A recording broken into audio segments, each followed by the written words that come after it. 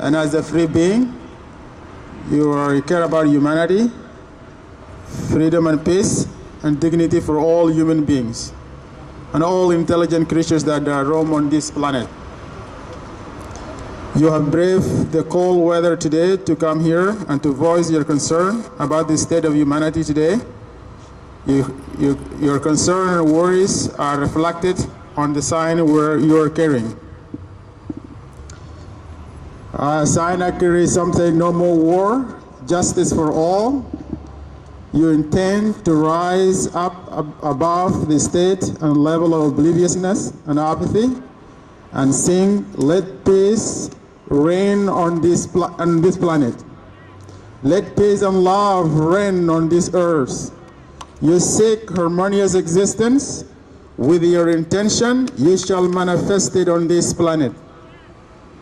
We are here today to raise awareness of the blight and the suffering of the Nubian people in Nuba Mountain. The Nuba people have been suffering. They have survived a genocidal systematic war that have been waged on them for about 2 decades. The same genocidal war that is going on right now in Darfur and that has been going on in South Sudan, and the same as in Blue Nile, and in general Africa. We're all human beings. And we have to wake up from our indifference and come together as human beings and think of peace and the right of human freedom and peace to help the people of Nuba. And we call upon the international community to avert genocide war in Nuba Mountain.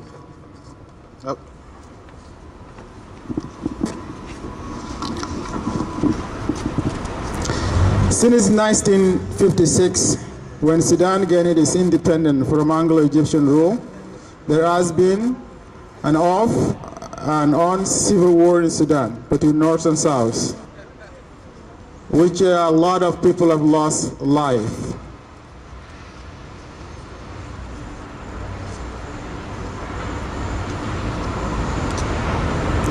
The Nuba Mountain people immediately joined the war or the SPLA movement and contributed tremendously to the movement in terms of manpower and tactical skills.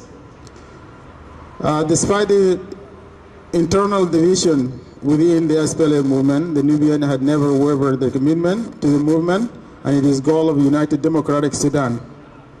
However, political reality took a sharper turn in 2001 with a terrorist attack on the U.S., and the American government took a great interest in Sudan political warfare. The international community and the U.S.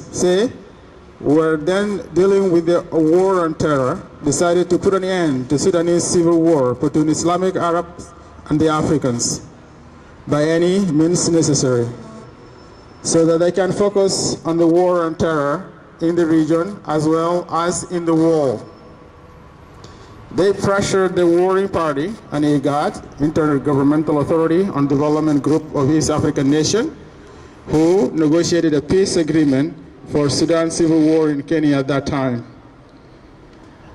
Somehow, from that IGAD peace initiative for Sudanese civil war, an idea of dividing a country into 2 countries emerged, in which means that granting the southern region a referendum in which the South will decide their political destiny. Alas, another dilemma presented itself in that agreement. The question was what to do with the region that are geographically in the north but politically are into the SPLA movement. One of those regions is Nuba Mountain, where a fierce war was being fought at that time. Other 2 regions are Blue Nile and Abyei. In 2001, Bush, then U.S. President, sent Senator John Darfur to the Nuba Mountain to persuade the people of Nuba Mountain to agree to a ceasefire. And if it is successful, the region will then be used as a model for peace for the rest of the country. was the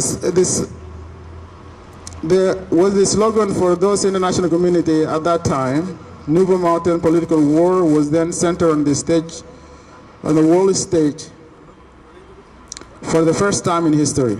The region was exposed to the outside world with its story of the genocidal war and atrocity. The Nuba people graciously agreed to the Senator Darfur proposal, and ceasefire was signed to stop the civil war in the region in 2002. In 2003, while the Nuba Mountain ceasefire was shakily holding, and the international community were still on negotiating table in Kenya to negotiate a general peace agreement for the entire country of Sudan. The Darfur region in Western Sudan went up in a flame. Despite the political unrest in Darfur and a shaky ceasefire in Nuba Mountain, the comprehensive peace agreement was signed between SPLA and the Sudan Central Ruling Government in 2005. The Nuba people and Blue Nile region were not given a choice of referendum like the southern region, but were given what is called popular consultation, which it does not give them a full right to decide for their self-determination. The Nuba Mountain people were very disappointed with the deal, and they got in a CPA agreement. They felt betrayed by the international community. Regardless of all disappointment, the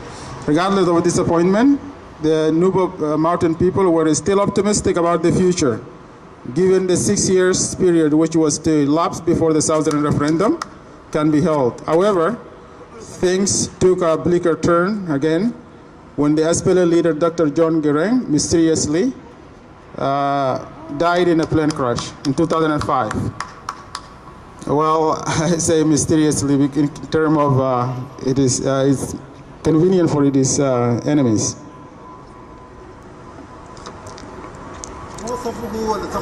Yeah. Since then,